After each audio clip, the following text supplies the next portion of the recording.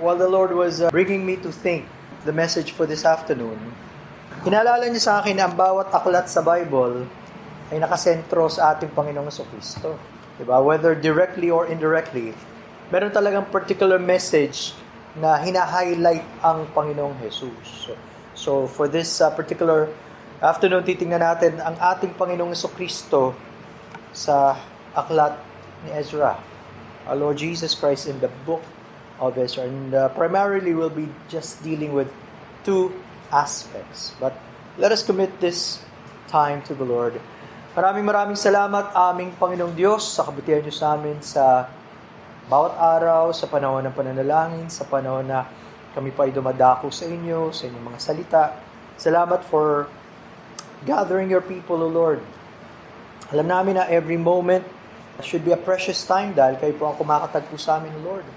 And so we pray na patuloy, gabayan niyo po kami, naging sa maikling panahon ng aming pag-aaral upang tunay na kayong magpamala sa amin, Panginoon, kung sino kayo at ang inyong kadakilanan and how we need to be transformed into the image of our Lord Jesus Christ. Do bless and guide us, and we commit all of these things in the mighty name of our Lord Jesus Christ. Amen. So primarily, kung natatandaan yung mga pag-aaral natin in the book of Ezra, ang aklat na ito ay nagfo-focus primarily on the rebuilding of the temple at sa pagbabalik ng Jewish people coming from exile. Pero again, just as I mentioned at the beginning, lalo nating makikita through the character of Ezra ang ating Panginoong Jesucristo. At may dalawang aspeto na pinapakita ang Panginoon in the life of Ezra na lalong higit na mas totoo sa ating Panginoong Jesucristo. First of all, ang kanyang pagiging tagapagturo o guro, being a teacher of God's law. Remember, from our last study in Ezra chapter 7, i-describe ang pagdating ni Ezra. At kung paano siya inilarawan ay ganito. Ezra chapter 7 verse number 6, he was a skilled scribe in the law of Moses, which the Lord God of Israel had given. Hindi lang siya basta isang lingkod ng Diyos, mahalaga yun. Hindi lang siya basta nag-aaral ng salita ng Diyos, but he was a skilled scribe.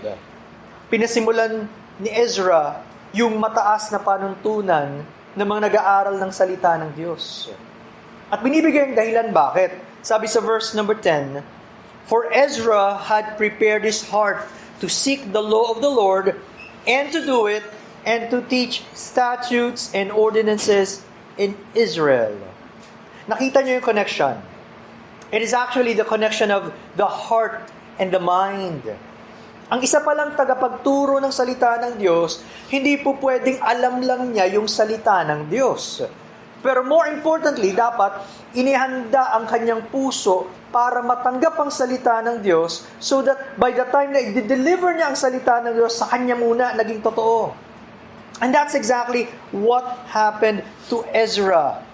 Itinalaga niya ang kanyang sarili para sa Diyos, sa salita ng Diyos, para matutunan at isagawa at ituro sa mga tao. Kaya ganun siya ginamit ng Panginoon. So, hindi kasi po pwede na isa lang sa dalawang yon. Pwedeng alam natin intellectually, pero wala sa puso natin yung pagtuturo. Or pwede naman gustong-gusto natin, ayaw naman natin mag-aral. It cannot be. It must be both.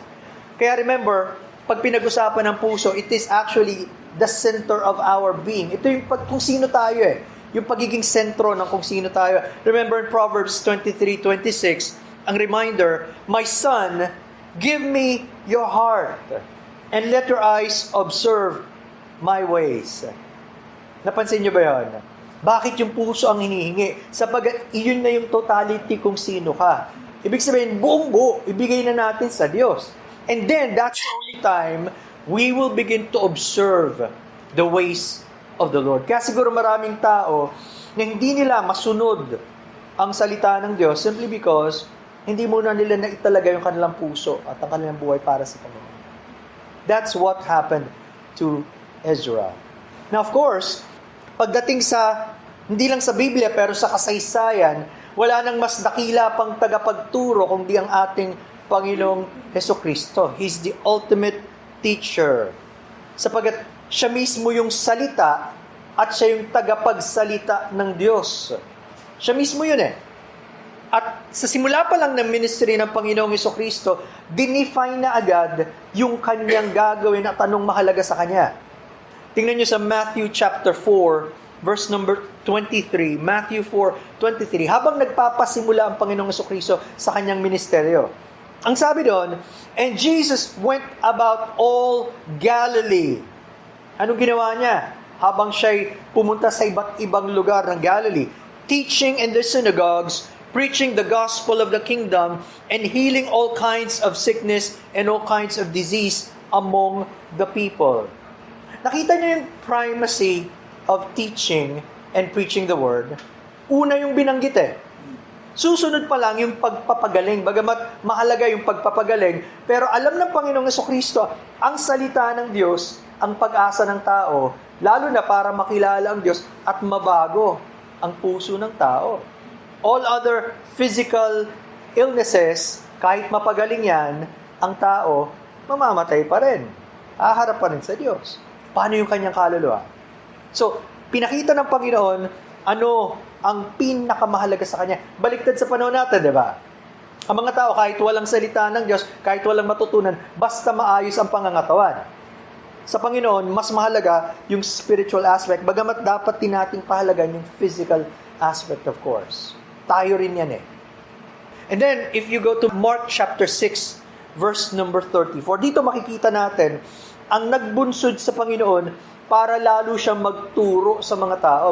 Mark 6:34, and Jesus, when He came out, saw a great multitude and was moved with compassion for them. Why? Because they were like sheep, not having a shepherd. So He began to teach them many things. Alam na Panginoon ang salita ng Diyos, pero isa daw sa nagbunsod sa Kanya para lalong ituro ang salita ng Diyos sa maraming tao ay yung Kanyang awa sa kanila, yung compassion. Why? Nakita niya mga tao, hindi lang yung ordinaryong tao, pero just like sheep without a shepherd. At siya yung great shepherd. Saan pupunta ang mga tao kapag walang pastol? Di mapapahama. Alam niya ang kalagayan ng mga tao. And unless buksan ng Panginoon yung mga mata natin na kahit gaano pa kabata o katanda yung ating kinakausap at tinuturuan na may kaluluwa yan at kailangan nila ang dakilang pastol, hindi tayo magkakaroon ng pagmamalasakit sa kanila because we might just see them. Madalas ko na nakikita yan. Ordinaryo lang naman, no? Kailangan dalhin tayo ng Panginoon doon sa mas malalim na pagtanaw sa kanila. Just like what happened to Him. Kung natatandaan nyo, nung ang Panginoong Hesukristo ay nagturo ng Sermon on the Mount, Matthew chapter 7, pagkatapos siya magturo, anong reaksyon ng mga tao? Sabi sa verse number 28, especially the second part, the people were astonished at His teaching. Ba't daw nagulat yung mga tao? Sabi sa 29, for He taught them as one having authority and not as the scribes. Kakaibang-kakaiba yung paraan ng pagtuturo ng Panginoon na kitang-kitang kaibahan sa ordinary teachers of the day. There were many scribes, there were many teachers, they claimed to be experts of the law, pero you could imagine, nung nagturo ang Panginoon, andun yung kanyang buhay, andun yung kanyang compassion for them, andun yung mga ginamit niyang mga salita na magbibigay liwanag sa isip at puso ng mga tao. Napakalinaw. Kumpara sa ordinary teachers of the day, maaaring may alam sila, pero you could just imagine how dry it was. At sa maraming panahon, ganun ang naririnig ng mga tao. May magtuturo, pero wala man lang ka-desire na maintindihan ng mga tao. Basta nakapagturo na ako, that's it. Ganun ang karamihan. So, pero dumating ang Panginoon, makikita nyo agad, He had the authority of God in Him. Alam na alam nila, may kakaiba. Yun yung tinatawag nating unction coming from God. Hindi magpagkakaila ang isang taong puspos ng Espiritu ng Diyos kapag siya na ang nagbabahagi ng salita ng Diyos, whether it be sa pagbabahagi niya ng Ebanghelyo in witnessing, Whether sa ordinary conversation, tapos andun yung passion na to tell someone about the Lord Jesus Christ. Di ba? Or maybe in preaching or teaching, in any situation na ituturo ang salita ng Diyos, alam nyo yung tao na talagang ang Espiritu ng Diyos nasa kanya. Hindi po pwede na ganun lang. There must be more. At yun ang kailangan natin, na marami tayo nawa na i-raise up ng Panginoon, may ganong heart and passion for God and His Word and for the people na binabahagian natin. Hindi po pwede yung ginagawa ng mga ibang tao, halimbawa, papanik sa bus, basta nagawa nila yung role nila nagturo, wala naman nakaintindi. And then later, manghihingi. Ano yun? Palagay niyo honoring sa Diyos? Of course not. Diba? Pwede tayong gamitin ng Panginoon. We need, again, that filling of the Holy Spirit, the power that comes from God. Ang isa ding mapapansin natin sa paraan ng pagtuturo ng Panginoon, actually, sabi nga natin, He's the greatest teacher of all. Pero, in this last verse na titingnan natin dito, yung paggamit ng Panginoon ng iba't ibang paraan. Bakit? Sabi sa Luke chapter 5, verse number 3, Luke 5:3, and he got into one of the boats, which was Simon's, and asked him to put out a little way from the land. And he sat down and began teaching the people from the boat. Siguro, yun yung ideal place. Andyan yung mga tao sa beach. Saan pupwesto ang Panginoon? Nakita niya may bangka, dahil kay Simon naman, medyo pinaatras niya ng konti, and then he began to teach. Imagine the scene. Doon natin makikita ang Panginoong Jesucristo, gagamitin niya ang lahat ng posible na pagkakataon at anumang lugar yan, basta posible na magturo. On the Sermon on the Mount, dun sa Matthew chapter 5, ang Panginoon, bago siya magturo, pumanik siya sa bundok. Of course, you could imagine, di naman tuktok ng bundok, pero somewhere, mas mataas ang elevation niya so that he can begin to teach the crowd or the multitude. So dito makikita natin yung pagiging maparaan ng Panginoong Jesucristo, His resourcefulness. Whatever the means na andyan, gagamitin niya. So, binibigyan din tayo ng Panginoon ng pag-iisip. Ano ba yung mga binibigay na ng Diyos sa atin na pwede na natin makita around us? Paano natin magagamit yan para mas maging effective sa pagtuturo? And God will give us that kind of wisdom. Alam natin yan, as we learn to pray, as we learn to seek God, mag-open ng Panginoon ng door of opportunities. So, lalo na habang tumatagal tayo sa Panginoon, marami na tayong natututunan. Dapat dumating ang panahon na hindi na lang tayo ang palaging tinuturuan, tayo naman ang magtuturo sa iba. That's being like our Lord Jesus Christ. Pangalawang area, una yung pagtuturo ng salita ng Diyos. Pangalawa, ay yung pananalangin. Just like Ezra, who interceded for the people of Israel at that time, he prayed for them, and he prayed with them. Much more ang Panginoong Jesucristo. Doon sa Ezra chapter 8, naramdaman ni Ezra ang pangangailangang manalangin. At nung nanalangin si Ezra, hindi lang siya, hinikayat niya ang kanyang mga kababayan na manalangin. At kasama sa pananalangin, yung pag-aayuno or fasting. Why? It was a very, very serious situation. Kailangan nila ng protection ng Diyos. Anong sabi doon? Ezra chapter 8 verses 21 to 23. Then I proclaimed a fast there at the river of Ahava, that we might humble ourselves before our God to seek from Him the right way for us and our little ones and all our possessions. Doon agad makikita nyo yung kahalagahan ng pagpapakumbaba sa harapan ng Diyos. He was serious and he was asking the people, samahan nyo akong manalangin. We would humble ourselves before God. And that's the picture of fasting. When you are willing to humble yourself before God, at pinakamahalaga ang Diyos, yung ibang bagay, wala muna. You're willing to forgo. Of course, primarily, pagkain sinasabi dyan, yan ang unang meaning ng fasting. Totoo naman yun eh. But we've never done that in modern times. We've never even offered one meal and say, Lord, imbis na ikain ko to, I want to seek you so seriously. Mananalangin ako. And then, magbabasa ng salita niya, please help me because of a great, great need. Part pa rin yan, ng discipline of the Christian. But then, it can be extended, of course. May mga bagay na, siguro, we've been bombarded too much of so many things. Tigil muna.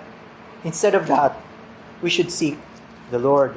Bakit ginawa ni Ezra? Sabi niya, verse 22, For I was ashamed to request of the king an escort of soldiers and horsemen to help us against the enemy on the road, because we had spoken to the king, saying, The hand of our God is upon all those who for good who seek him, but his power and his wrath are against all those who forsake him. So we fasted and entreated our God for this, and he answered our prayer. Naramdaman ni Ezra sa panahon ito na hindi tama for him. Pagkatapos siyang sabihin sa hari na ang Diyos ang bahala sa amin, ang kamay ng Diyos ang sa amin, siya ang tutulong sa amin. And then all of a sudden, bigla niyang sasabihin, pero pwede ba mahal na hari, tulungan niyo kami? Naramdaman niya yun. And again, I believe it was the leading of the Spirit to him. Hindi lang niya basta pakiramdam, it was God leading him. So he asked the people to pray, they fasted, at iningatan sila ng Diyos. Because as we know, nothing is impossible with God. Diba? Minsan nakakalimutan natin yung Diyos na sinasamba natin, talagang napakadakilang Diyos eh. Walang imposible. Bago pa ang tao, ang Diyos muna. Because sometimes, sanay na tayo, ang resources natin sa tao, no? Ang Diyos muna. But again, iba naman ang leading sa ibang lingkod ng Diyos. For example, like with Nehemiah, he asked directly from the king yung resources. Hindi kontra yun. Ang mahalaga, pinapanalangin natin at hinihingi natin ang kalooban ng Diyos. And let God be the one to lead and direct us. Nakita ni Ezra ang matinding pangangailangan ng pananalangin para sa protection ng Diyos. And then again, in chapter 9, naramdaman niya na kailangan pa, hindi pa sapat yun yung ginawa nila. There's much to be done, again, in prayer.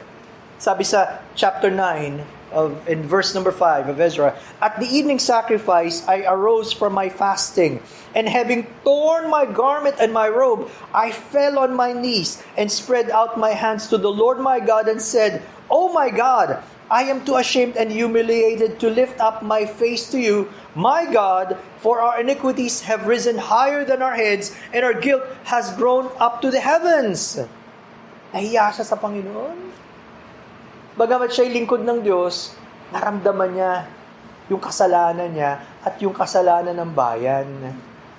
At sabi sa verse 10, And now, O our God, what shall we say after this? For we have forsaken your commandments. Makita niyo agad, ramdam ni Ezra ang kalagayan ng bayan.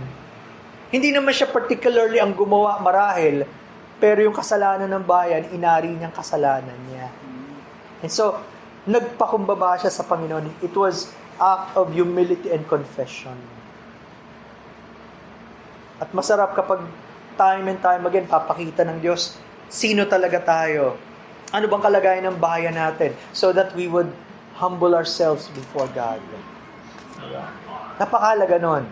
Kailangan nating lumapit sa Diyos, palagian sa pananalangin. Now, of course, as I mentioned, there's a greater picture of this in the person, again, of the Lord Jesus Christ. No one prayed like the Lord Jesus Christ. Sapagkat walang iba na ganun kalapit sa kanyang Ama. In fact, that was the reason why the disciples said, Lord, teach us to pray. Nananalangin na sila, pero they saw something in our Lord. At yung pananalangin was so natural to our Lord, yun ang hindi pwedeng mawala eh. Mawala na yung ibang bagay, yun ang hindi pwede. It became a real part of His daily life. Remember, yung Mark chapter 1 verse number 35, Ito yung pattern niya eh. Sabi doon, Mark 1:35, and in the morning, rising up a great while before day, he went out and departed into a solitary place and there prayed. Bago pa sumikat ang araw, gusto niya nang nag-iisa siya so that he can come before his Father to pray. At diba ang gandang concept nun? Bago pa tayong maging abala sa kahit anong bagay, una muna, yung time natin sa Panginoon. Napakasarap, di ba? Pag na-establish yun, of course, you can pray at any time. Pero yung unang-unang bagay sa buhay natin, ang Diyos muna. Matthew 6:33. That was real in the life of the Lord Jesus Christ. Kaya nung naalala ko tuloy yung John chapter 17, tinatawag ang John 17 as the great priestly prayer of our Lord Jesus Christ. Ito daw ang pinakamahabang record ng panalangin ng ating Panginoong Hesukristo. At dito sa John chapter 17, makikita natin ang priority ulit ng Panginoon sa pananalangin. Ipinore out niya ang kanyang puso sa kanyang Ama at makikita natin ang order ng kanyang prayer. Yung kalwalatian ng Diyos, yung gaano kahalagang makilala ang Diyos, papaano iingatan ang kanyang mga tagasunod, ang mga mananampalataya, at papaano magkakaisa ang kanyang mga tinubos. If you notice from John chapter 17, the first 5 verses, pwede nating i-consider marahil na the greatest prayer of all. Bakit? Because it is centered on the greatest one of all, ang Diyos. Sabi doon, notice as it opens, these words spake Jesus and lifted up his eyes to heaven and said, Father, the hour is come, glorify thy Son, that thy Son also may glorify thee. But hinihiling ng Panginoon na luwalatiin siya ng kanyang Ama. It was not a selfish prayer. In fact, hindi daw malulugod ang Ama kung hindi matutupad ng Panginoong Jesucristo yung kanyang tungkulin. Ba't ba siya pumunta dito sa lupa? Para ang kanyang misyon. At binabanggit niya, nagawa niya yung pinapagawa sa kanya ng Ama. Sabi sa verse number 2, As thou hast given him power over all flesh, that he should give eternal life to as many as thou hast given him. Yun ang kanyang misyon, to sacrifice himself, rise up again, and give eternal life sa kanyang mga tutubusin. At very, very familiar sa inyong verse number 3, dapat kabisado natin to, di ba? Pag tinanong, ano bang ibig sabihin ng eternal life? Dito, verse number 3. And this is life eternal, that they might know thee, the only true God, and Jesus Christ, whom thou hast sent. Hindi lang yung buhay na walang hanggan, walang katapusan. Of course, eternal life is eternal, pero hindi lang yun eh. Yun yung buhay na kasama ang Diyos. Makilala siya. Kaya dito pa lang, pwede na nating ma-experience yung buhay na walang hanggan. Yun ang kaibahan sa buhay ng mga totoong mananampalataya. Patikim pa lang yung meron dito. Nararanasan na natin ang buhay ng Diyos, lalo na kapag nakasama natin sa walang hanggan. And then when he said, verse number 4, I have glorified thee on the earth, I have finished the work which thou gavest me to do. Maliwanag sa kanya, kailangan niyang gampanan ang kanyang misyon. Again, it would not have been glorifying to the Father kung tumigil siya sa kalagitnaan. O gaya ng sinasabi na ayoko na, I'll quit. Ginawa niya until the end. So, this is a God-centered prayer. It focused on the Father and the Son glorifying the Father. So kung tutuusin, sa Diyos nakasentro. At hindi ba dapat ganun nga daw ang panalangin natin bilang mga Kristiyano? Kasi dalaas ang mga prayers natin, nakasentro sa atin. Bago pa tayo manalangin patungkol sa Diyos, tayo muna. Hindi ganun eh. Kapag malinaw sa atin sino ang Diyos at gaano siya kahalaga, imposible na ihuli natin siya. Of course, it's not really based on the order, but based on our heart. Alam ng Diyos naman yun. Kaya lang, what I'm saying is, Sino ba talaga yung gusto nating malugod? Tayo ba? Iba? O ang Panginoon? Kaya nga sabi ni Spurgeon, Christ's motive should be ours. When you ask a blessing from God, ask it that you may glorify God by it. Do you pine to have your health back again? Be sure that you want to spend it for Him. Do you desire temporal advancement? Desire it that you may promote His glory. Do you even long for growth in grace? Ask it only that you may glorify Him. We were created for God's glory. At lalo ngayon, kilala natin na Panginoon, everything should work out for His glory. Whatever decisions we make, whatever paths we take, again, all for your glory. Lord, pag hindi na to nakapagbabalik ng kalulatian sa inyo, Lord, pigilan nyo na ako. Or baguhin nyo na yung aking direction. Please remind me, Lord. Madalas kasi mga tao nakakalimot. Nagiging pang sarili. So, that was our Lord's prayer, God-centered. And then when He prayed for His disciples, dito naman pinakita ng Panginoon yung plano ng Diyos, ba't ibinigay ang mga alagad sa Kanya? At walang sino man ang mawawala sa mga ibinigay ng Ama sa Kanya. And so, when we would read, mababa to, pero no need to go through that. Pero from verses 6 to 19, the Lord Jesus prayed for His disciples. Pinasalamatan niya ang Ama na binigyan siya ng mga disciples. At sa pagpapatuloy ng mga ito. Again, nakapagpatuloy tayo dahil sa Diyos. He prayed for their unity and protection and their sanctification. Pinapabanal tayo ng Diyos. He prayed to the Father at pinalala niya sa Ama. Of course, alam naman ng Ama yan. Ang mga sa Kanya ay hindi kabahagi ng mundo. We can learn from this. We are still in the world, but we are not of the world. We are for God. At ang Kanyang panalangin, ingatan sila. Imagine yung pagmamahal ng Panginoong Jesucristo, ibibigay niya ang buhay niya para sa Kanyang mga tinubos. That should cause us lalong magpasalamat sa Diyos.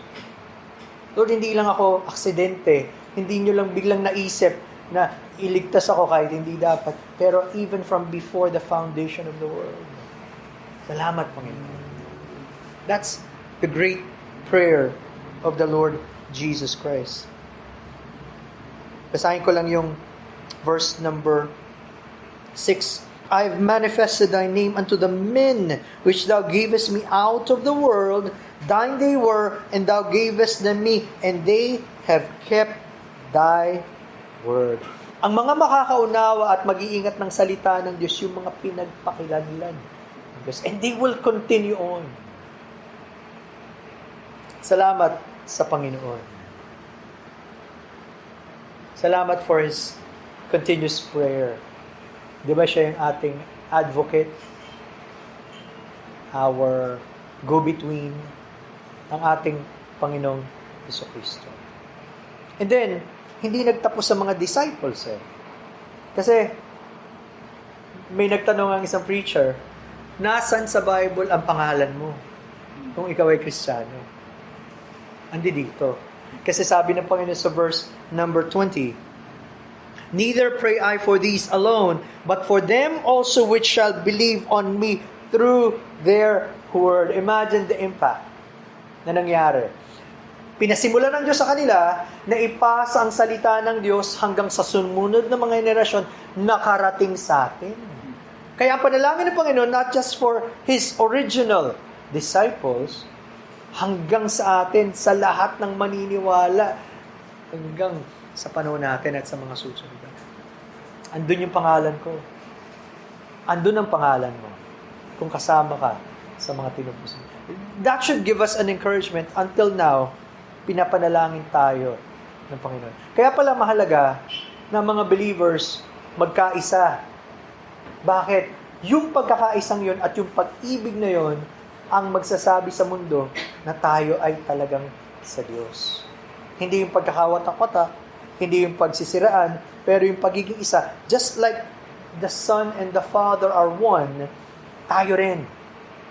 Iba-iba ng background, iba-ibang kaisipan, pero pinag-isa tayo ng Panginoon. Again, everything for the glory of God. Sabi doon, as I close, sabi sa 25, O righteous Father, the world hath not known thee, but I have known thee, and these have known that thou hast sent me. Hindi ba privilege kapag sa'yo nagpakilala ang Panginoon? Hindi kasi kilala siya ng mga raming mga tao. At na-highlight yan, no? Itong katatapos lang na Holy Week. How so many are blind at lost. Sabi ko nga sa asawa ko, mga anak ko, hindi alam ng marami, nakakatakot na yung tugtog nila. Na pinagpapalakasan, hindi nila alam ang difference. Hindi ka sanay sa ganun. At parang ibang spirito nararamdaman mo. Hindi nila alam yon. Pero salamat, Lord, at gamitin nyo kami para sabihin sa kanila. Sabi sa 26, And I have declared unto them thy name, and will declare it, that the love wherewith thou hast loved me may be in them, and I in them. Yun. Paano malalaman na tayo tagasunod ng Panginoon? By the love that He has given to us. Again, nawala lalo tayong pagbuklorin ng Panginoon. Sa paglipas ng panahon, lalo tayong patatagin ng Diyos at makita ang isang vibrant na SGBC at sa iba't ibang dako ang mga tunay na iglesia ng Panginoon na nagliliwanag sa madilim ng mundong ito. Now, through the example of our Lord Jesus Christ, we will continue to seek God in His Word, and we will continue to grow in prayer and in faith and in love. May the Lord guide all of us and bless us. Tayo po manalangin. Maraming salamat, aming Panginoong Diyos, for the encouragement of our Lord Jesus Christ to us. Dahil kayo, Panginoon, ang pinakadakila sa lahat, ang gumanap ng kalooban ng inyong Ama. At salamat sapagkat hindi ninyo kami pinabayaan sa aming sarili, kundi kasama kami, Panginoon, sa inyong mga tinubos. Salamat, Lord, for the blessed opportunity to be with your people. And patuloy, ikihatin nyo kami, Panginoon, na magpatuloy sa inyo sa paglago sa aming pagkilala, sa pananampalataya, sa aming pag-ibig sa inyo, gaya ng lalo na, kayo ang unang umibig sa amin. At ito rin po ay paranas namin sa iba na nangangailangan, Panginoon, sa aming kapaligiran, una sa aming mga kapatiran at kayo po sa mga tao sa aming kapaligiran na wala pang pagkakilala sa inyo. To be the glory, the honor, and the praise. Guide us as we depart from this place. For in the Lord Jesus' name we pray.